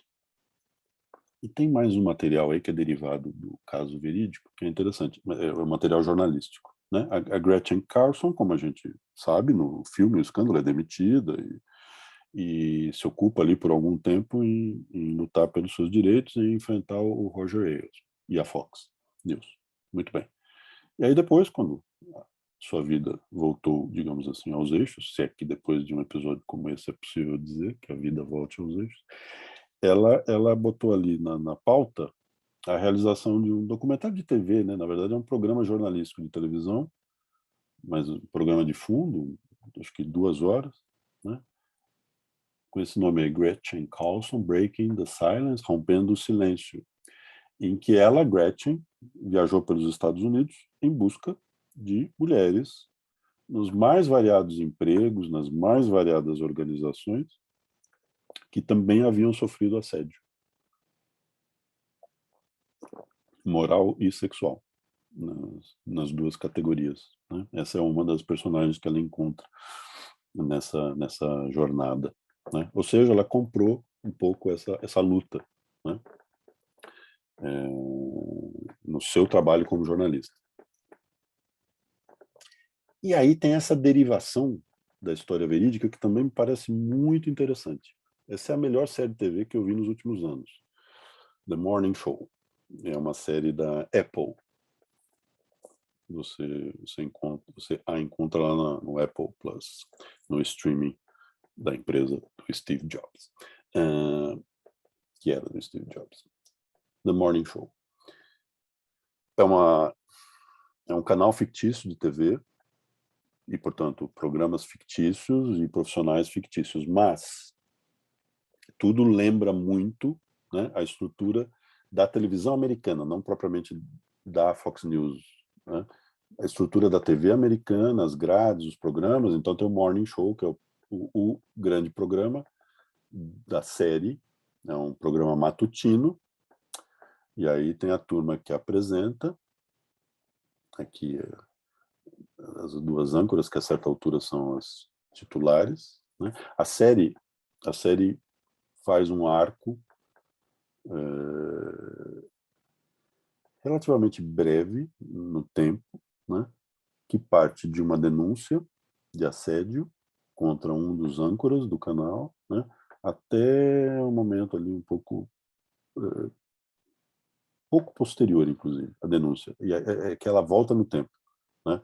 A série, a certa altura, começa a usar flashbacks para que a gente entenda um pouco do que foi que aconteceu com aqueles personagens antes da denúncia e coisa e tal. É excepcional. É excepcional. O último episódio é das melhores coisas que eu já vi na televisão, né? Na forma de minissérie de televisão, das melhores coisas que eu já vi. Com a Jennifer Aniston, a Reese Witherspoon, né, que aparecem aqui na foto, e com o Steve Carell, é o outro ator principal. Muito bem, e a assistente. A assistente, eu costumo brincar que ele tem a estrutura de longa jornada para dentro da noite, né? Longa jornada da noite adentro é o título de uma peça de um grande dramaturgo americano. A gente acompanha um dia, né, de trabalho dessa jovem, que é secretária do dono de uma produtora e distribuidora de cinema. Essa empresa fictícia, essa personagem da jovem também, o seu chefe, é tudo ficção, mas lembra muito um caso, outro caso célebre, infelizmente, célebre. Eu gosto dessa imagem, né, porque ela já registra a personagem no início da noite, meio que finalizando ali o trabalho, as últimas coisas que ela precisa deixar arrumadas para o chefe, para a equipe, e envolta, né, por essa escuridão, né, a luz que vem só do abajur. Me parece uma imagem que traduz muito bem tudo pelo que ela passa. Então, aqui sim, né? Aqui a gente fala da diretora, que é também a roteirista, e que é essa jovenzinha de tudo. Ela tem 36 anos hoje. Portanto, ela começou a tocar esse filme aí quando ela tinha uns 33, 34, que é a Kitty Green. Ela é australiana. Esse, A Assistente, é o primeiro filme de ficção que ela dirige. Antes ela fez documentários. 2 deles, olha só que interessante, que australiano interessante, que é a Kitty Green. 2 deles sobre a Ucrânia, sobre a situação sociopolítica na Ucrânia. A gente entende um pouco melhor a assistente, sabendo que a Kitty Green tem essa formação como documentarista, né? O filme é muito discreto, é muito silencioso, né? Ao acompanhar esse dia de trabalho da secretária, da assistente, é quase como se fosse um registro documental daquele dia de trabalho, né? É um filme de ficção dirigido por uma documentarista. Está ali um pouco bebendo nessas 2 grandes tradições do cinema. E a Julia Garner, a atriz, né? Deixa eu só voltar aqui para você lembrar, para a gente lembrar do rostinho dela. É uma jovem, talentosíssima atriz americana. Hoje ela tem 27 anos. Tinha, sei lá, 25 provavelmente, quando filmou a assistente, e tinha menos ainda quando ela fez uma série chamada Ozark, está na Netflix. Tem uma nova temporada vindo por aí. E o papel dela nessa série é absolutamente sensacional. Ela ganhou 2 Emmy, que é o principal prêmio de TV nos Estados Unidos, é o equivalente ao Oscar no cinema, né? Ela ganhou 2 Emmy por esse papel em Ozark. Bom, então, qualquer semelhança, né? Qualquer semelhança não é mera coincidência. Quer dizer, a figura aqui no filme a gente nunca vê, que está por trás dessa porta aí, que está lá dentro da sala. A gente escuta de longe a voz numa sequência, talvez o corpo passando rápido numa outra sequência, e ver um ou outro e-mail, né, que ele escreve, mas de verdade, a gente nunca vê esse personagem, esse misterioso personagem que fica lá dentro da sala, que usa essa sala, não só para trabalhar. Então, essa figura é inspirada no Harvey Weinstein, esse que aparece na foto à esquerda e que hoje está preso, né?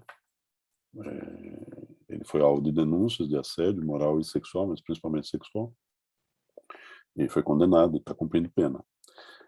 Desgraçadamente, ele posou para essa foto aí, sentado numa cama de hotel, né, tudo indica, de um hotel chique, típico de profissionais de cinema, como ele, de primeira linha, né? O Weinstein foi quem fundou a Miramax, uma distribuidora que depois virou produtora, depois ficou milionário vendendo a Miramax para a Disney e mantendo a autonomia sobre a empresa, né? Encheu a burra de grana, ele e o irmão, os irmãos Weinstein, mas continuou gerenciando a Miramax, até que uma nova gestão da Disney achou que era um pouco demais, e aí fez um acordo para que eles saíssem da empresa. E aí os dois criaram a The Weinstein Company, né? E é o que os dois tocavam quando explodiu o escândalo contra o Harvey, não contra o irmão.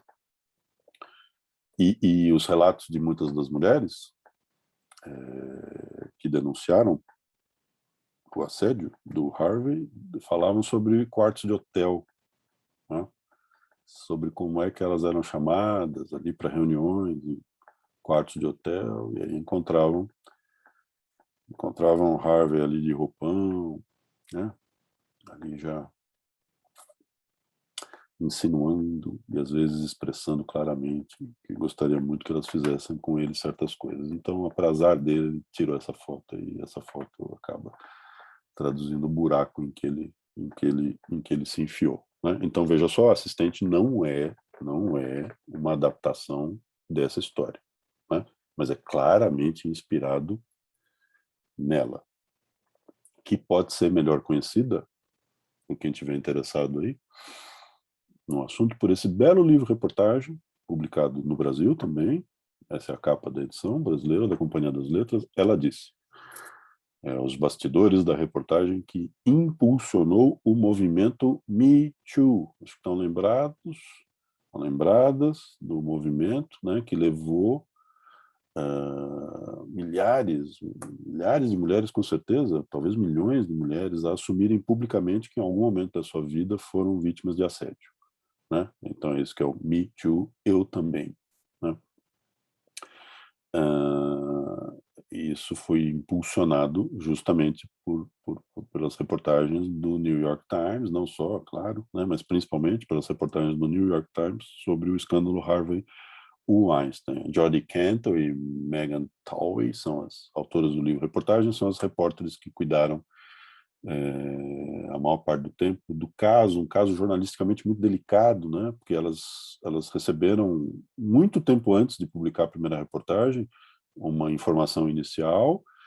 Circulavam já rumores na indústria de que o Harvey era uma figura abusiva, mas nunca ninguém publicamente tinha assumido uma denúncia contra ele.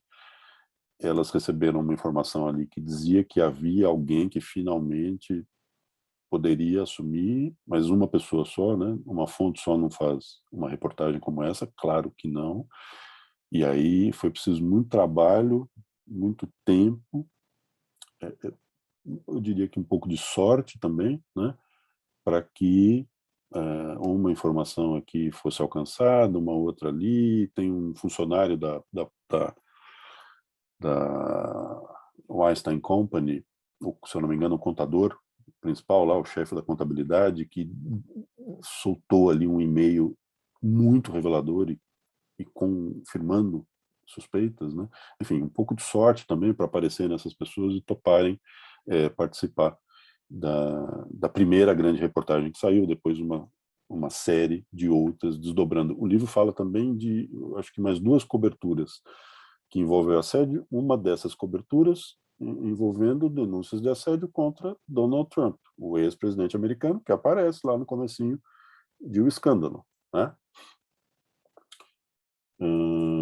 Eu destacaria, por fim, né, um pouco do que eu já disse, né, é uma narrativa muito intimista. Essa história de ser um filme de ficção realizado por uma documentarista faz com que a narrativa seja intimista, né? Não é uma narrativa tradicional de filmes americanos populares, né, de superproduções, e que você tem ali uma sucessão de eventos dramáticos, respeitando certas curvas. Não, não, não, não, não. Ali a gente está pianinho, né, quase o tempo todo, numa narrativa que é então muito intimista, né, que vive dessas microagressões, né, que a protagonista sofre.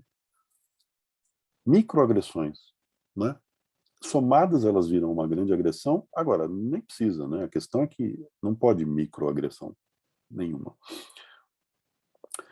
Portanto, ao optar por essa forma de narrativa, o filme investe muito no poder de sugestão, né? Ele nos convida, como espectadores, a preencher as lacunas, né?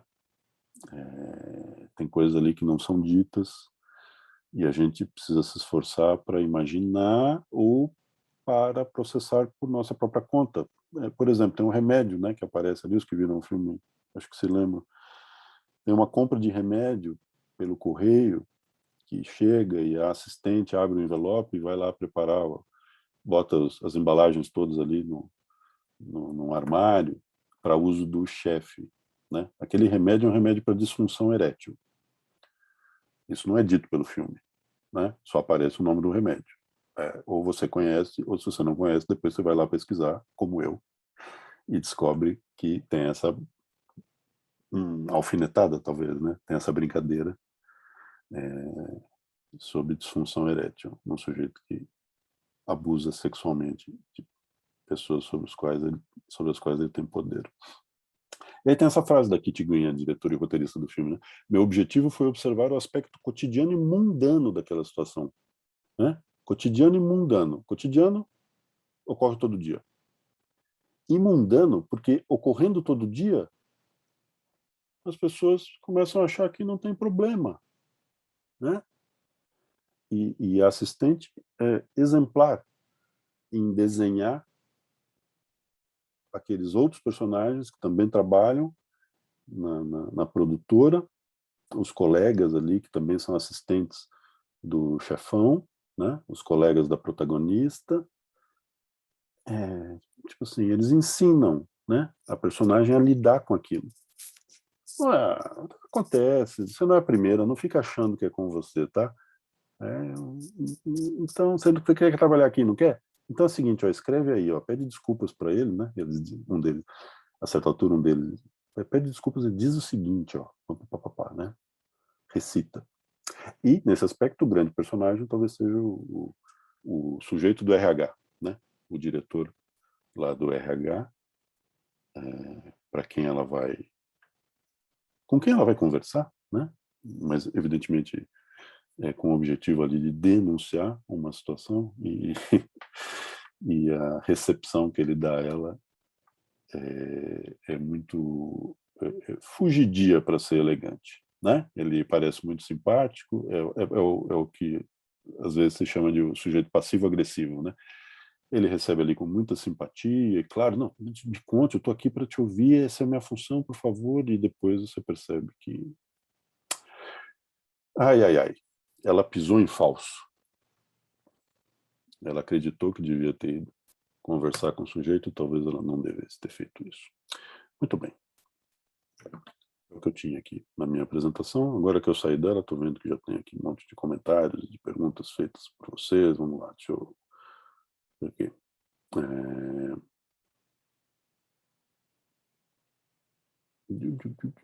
Aqui, Silvana está aqui fazendo, Silvana Canônico está aqui fazendo elogios, que não é do TRT, olha só que interessante, para vocês da EJUD 2, né? Alcançar um público que não, nem é dos tribunais regionais do trabalho.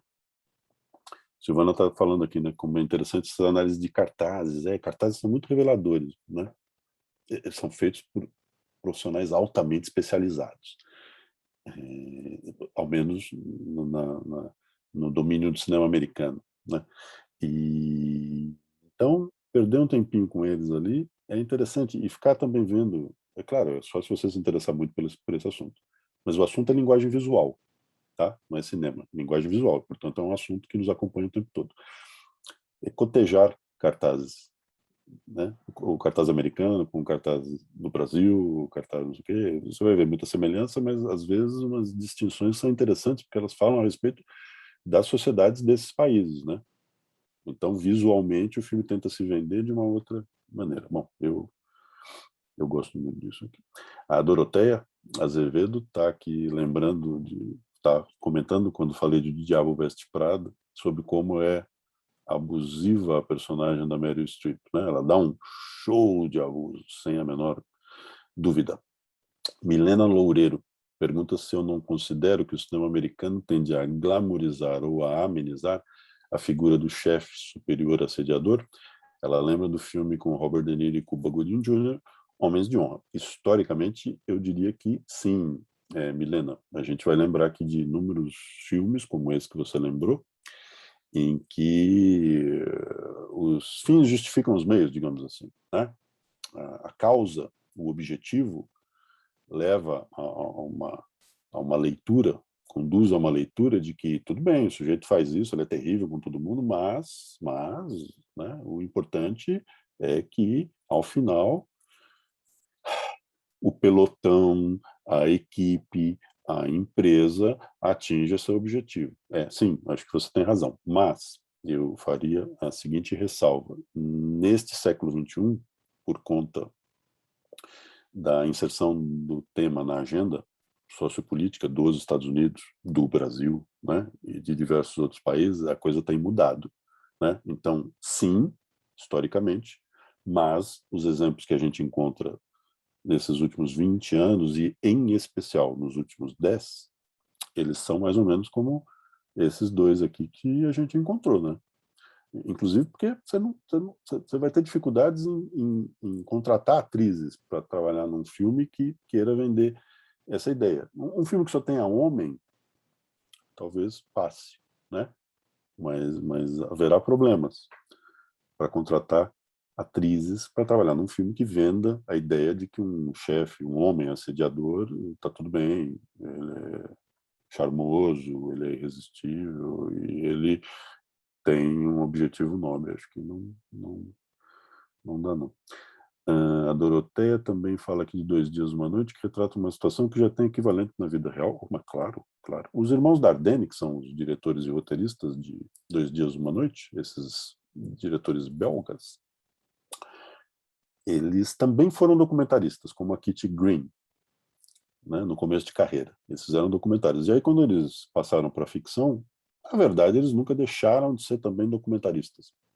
No modo com que eles fazem os filmes e na escolha dos temas, né? Então, eles são observadores muito atentos do cenário social, do cenário político, do cenário trabalhista, lá na região em que eles vivem, na Bélgica, na região de Liège. E sim, os argumentos que eles usam nos filmes são argumentos que nascem, como eles dizem, né, de notícias de jornal, que nascem das andanças deles pela região, de histórias que as pessoas contam para eles. Então, sim, né? Na Bélgica, e acho que no Brasil também.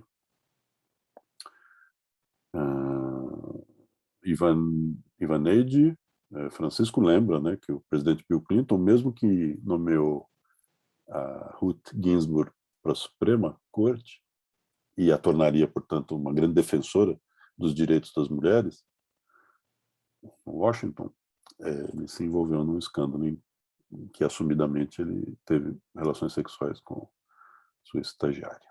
A Janaína Carvalho, elogio, muito obrigado, Janaína. Valéria Rocha também.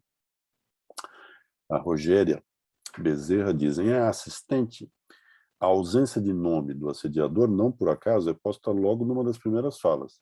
E o ele fica pairando em cena durante todo o filme. Isso, claro, claro.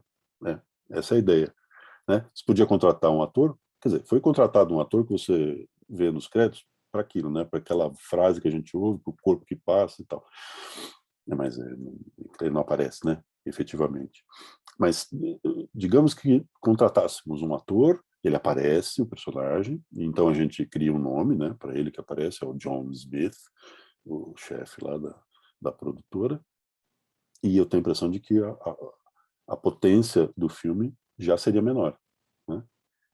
Ele funciona muito bem, o filme, justamente porque a gente não vê, e é ele, né? São eles, né? São os homens. A Maria José Ordonho nos diz, infelizmente, em nosso país, as mulheres sofrem constantes assédios sexual e moral, tolerados como parte do jeito descontraído de ser do brasileiro. Pois é, né? O governador de Nova York, o Cuomo, ele soltou um vídeo, acho que nessa semana, em que ele é visto em várias circunstâncias públicas tocando pessoas, né? Tocando lá, pegando, abraçando e coisa e tal. E ele soltou esse vídeo para dizer, olha aí, ó, eu sou assim, né? Bom, Cuomo, eu não sei se ele quis dizer isso também, não sei. Cuomo é descendente de italianos, né? E não sei se ele quis dizer que eu sou descendente de latinos, então nós somos assim, de toque e tal, não sei o quê. Não, né? Não, né, meu querido? Você toca quem te permitiu tocar. Você não toca, sobretudo pessoas com as quais você trabalha, não tem nenhuma justificativa para isso. E aí a Maria José lembrou, né, que no Brasil há essa tentativa de explicar o comportamento, né, que nós somos assim. Então, desculpa, quero saber que nós somos assim. Você não pode fazer assim. Né? A Juliana Eliezer diz que ocorreu algo. Será que a personagem Logan Roy, da série da HBO Succession, pode ser inspirada em Rupert Murdoch? Acho que sim. Porque muitos personagens em posições como essa, nas últimas décadas, foram inspirados no Rupert Murdoch. Então, eu acho que sim, né? Não tenho certeza, precisaria conversar lá com o pessoal que escreveu a Succession, mas acho que sim. E aí tem aqui elogios que eu agradeço, da Alicante, a Ramagem, da Janaína Carvalho. Muito bem, muito obrigado. Maria Sérgio, José, Maria Cláudia. eu estou com o privilégio de ter a câmera aberta aqui, doutora Maria José me permite. Eu acho muito curioso nesses casos, tanto no Escândalo como no The Morning Show, que eu também recomendo muitíssimo, maravilhoso, como a ascensão dos assediadores, né, a importância e toda o status que eles têm, parece que faz eles se sentirem com superpoderes de não serem de forma nenhuma, né? Eles são o máximo. E inclusive, eu lembro de uma fala no The Morning Show, que o assediador é um dos âncoras, né, do jornal, que alguém fala para ele assim, como depois de todo o movimento do Me Too, como é que você foi cair nessa, né? E aí é a mesma observação que a gente pode fazer com o prefeito de Nova York. Puxa vida, depois de tanta coisa que já foi falado a respeito, e ele veio nessa depoimento aí, que eu também assisti, falar assim, ai, desculpa, é geracional, na minha época chamar de sweet, de querida, de benzinho, era um agrado, né? E fica feio, né? Fica realmente feio, mas é uma coisa que a gente, é estrutural, como se fala hoje, né? É o tal do assédio estrutural, e como tudo isso é muito normatizado. E outra coisa que me chamou muita atenção é como as mulheres assediadas, tanto sexualmente como moralmente, elas acham que o problema está com elas, que não foi nada, né? E como é difícil dar o primeiro passo, e como as pessoas ficam entre aquele que justamente aí a agressão maior está aí, né? Quando o assédio se dá em ambiente de trabalho, porque você fica entre a cruz e a caldeirinha, né? De vou perder meu emprego, mas puxa vida, e onde eu fico nisso tudo? Aí é onde eu coloco toda essa agressão que eu sofri, né?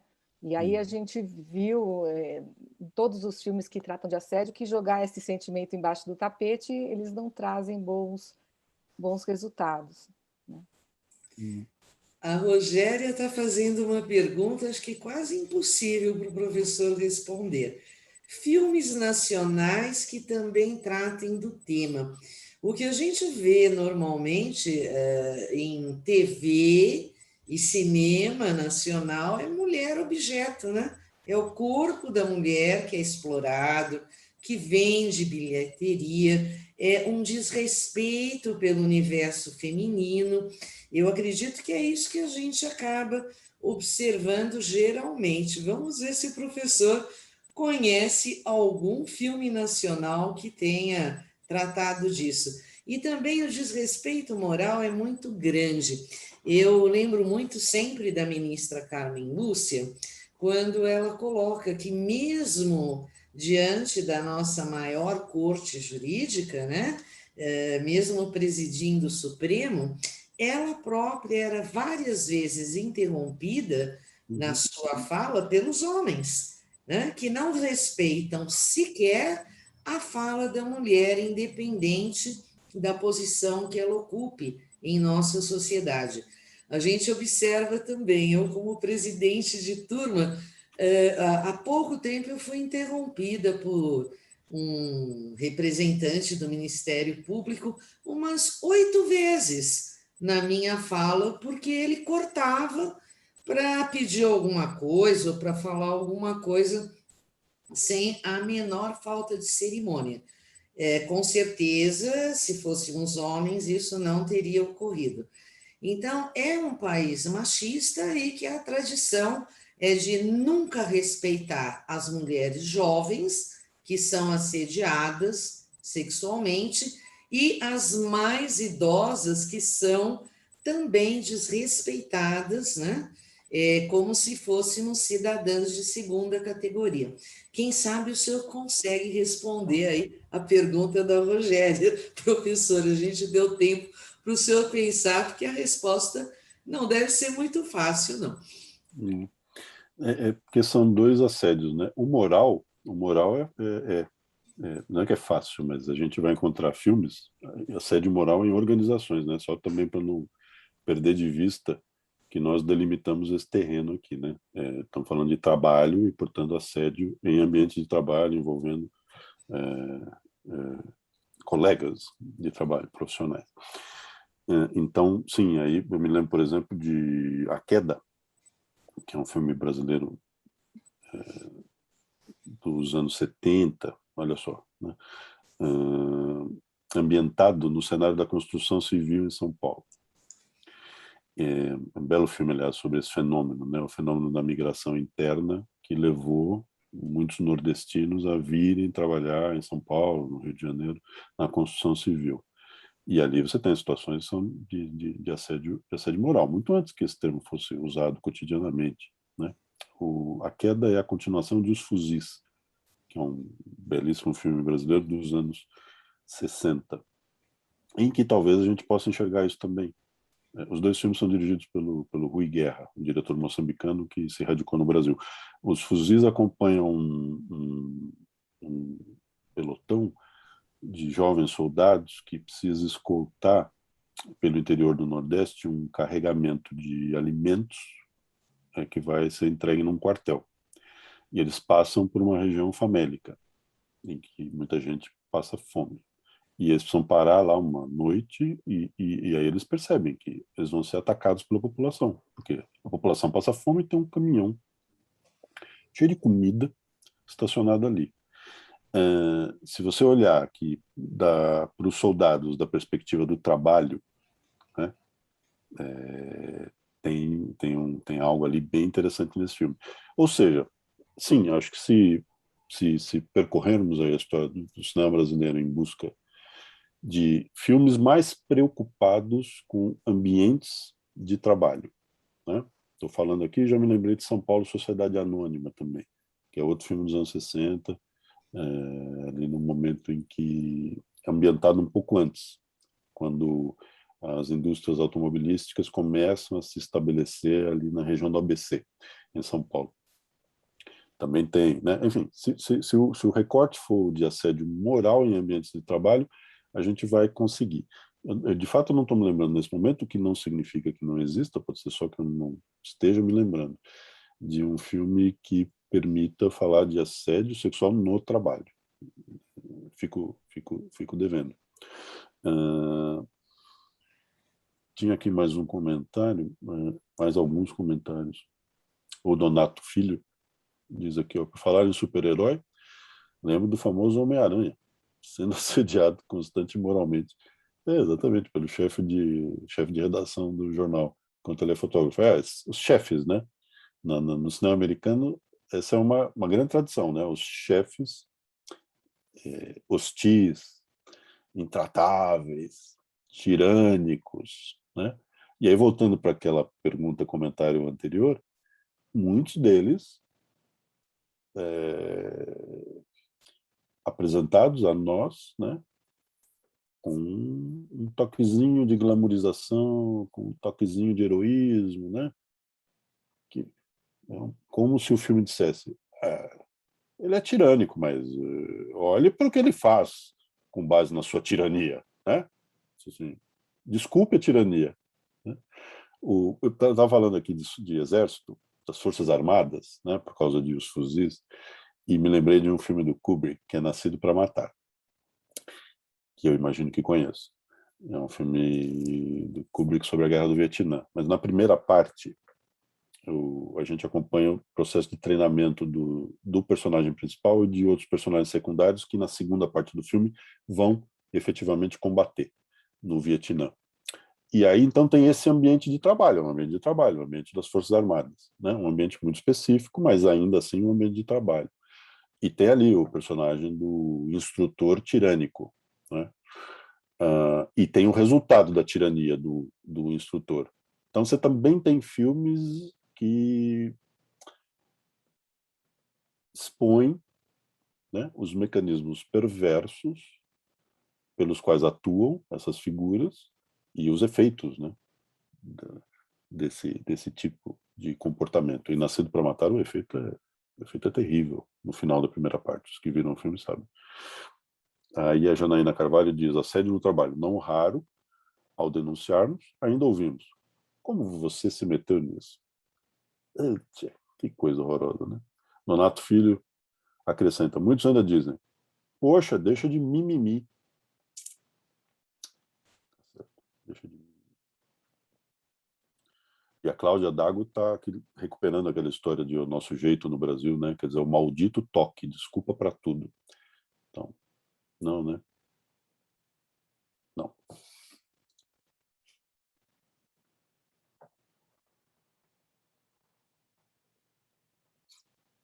Maria Cláudia, Maria José, mais alguma coisa aí que queiram pontuar? Doutora, seu som tá mutado.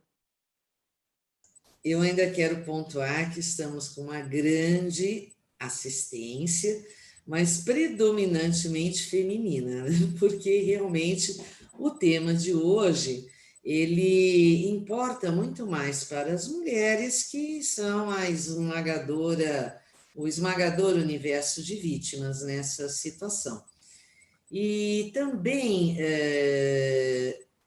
agradecer a riqueza de detalhes, novas informações, novas séries, novos filmes, para que todos nós possamos enriquecer, refletir, entender o que se passa, porque, como eu disse, na nossa sociedade nós fomos tão massacradas, o elemento feminino foi sempre colocado numa escala bem inferior à do homem. Eu me recordo de minha mãe, que ela contava que ela, a mãe e as irmãs almoçavam na cozinha, enquanto o pai e os irmãos almoçavam na sala e eram servidos pela mãe e pelas irmãs. Então, nós fomos acostumadas a essa posição submissa e muitas vezes nem percebemos este assédio que ocorre no ambiente de trabalho, o assédio moral. Se cobra mais da mulher, se exige da mulher uma perfeição em termos de pontualidade, em qualidade de trabalho, para que ela possa ter algum acesso profissional na carreira, ela precisa provar que ela é, no mínimo, muito melhor do que o homem que concorre com ela, o que não deixa de ser uma forma de tratamento bem cruel. Então, isso também vai se perpetuando de mãe para filha, sempre nessa posição submissa. Então, ser feminina é ser gentil, delicada, todas as características que devem mesmo ser típicas da mulher, mas não significa que devamos ser submissas a essa condição. Então, eu queria agradecer muito a presença, vou passar para que a Maria Cláudia possa anunciar, em setembro teremos mais um encontro, um por mês, para que a gente possa saborear devagar e ter tempo de ter um acesso aos filmes que são indicados para melhor aproveitar as suas reflexões todas, professor. com a palavra Maria Cláudia e depois o professor, se quiser finalizar. Então, em mais alguns dias a gente vai anunciar o novo assunto, né? Porque o professor Sérgio, a gente tenta ver os filmes que estão mais fáceis naquele momento para a gente poder escolher o novo assunto. Os assuntos, na verdade, já estão escolhidos, a gente só vai ver realmente a ordem de colocá-los, né? Então, é isso. Muitas outras coisas para comentar, como sempre, né? Mas eu acho que o filme realmente Assistente é sensacional. Tem muitas camadas, né, a serem observadas, mas eu acho que por hoje está bom e a gente convida as pessoas no próximo mês a estarem presentes de novo. Muito obrigada, Sérgio. E mais um pedido, professor Sérgio, veicular filmes que estejam disponíveis no YouTube, no Netflix, porque nem todo mundo tem acesso a veiculação mais restrita, né? Então, eu recebi pedidos de, não encontrei o filme no Netflix, não encontrei no YouTube. Então, se for possível, né, que eles estejam veiculados nesses de maior domínio público. Maria José, deixa eu aproveitar então esse assunto. Os lugares em que os filmes podem ser vistos, nós temos divulgado, né? Sempre que divulgamos no encontro os lugares. E não tem lugar nenhum que dê mais trabalho do que entrar na internet, digitar o endereço e, eventualmente, pagar pelo filme menos do que se paga por um cafezinho. Então, o que eu acho, só que as pessoas estão muito mal acostumadas, achando que Netflix é internet, Netflix não é filmes, né? Tem um monte de plataformas na internet. A Netflix, eu diria, é das piores plataformas em termos de catálogo. Então, um dos nossos objetivos aqui é justamente apresentar às pessoas as outras possibilidades em que elas podem procurar filmes. E o YouTube tem um problema, o YouTube só pendura filme lá quem já desistiu de receber dividendos pelos filmes, né? E as pessoas que fizeram filmes, elas trabalharam nos filmes, portanto é muito razoável que elas recebam por isso, né? Então, na verdade, esse problema, sim, a gente está atento a ele. Por isso é que a gente só escolhe filmes que estejam acessíveis em plataformas. Mas isso tem acontecido já.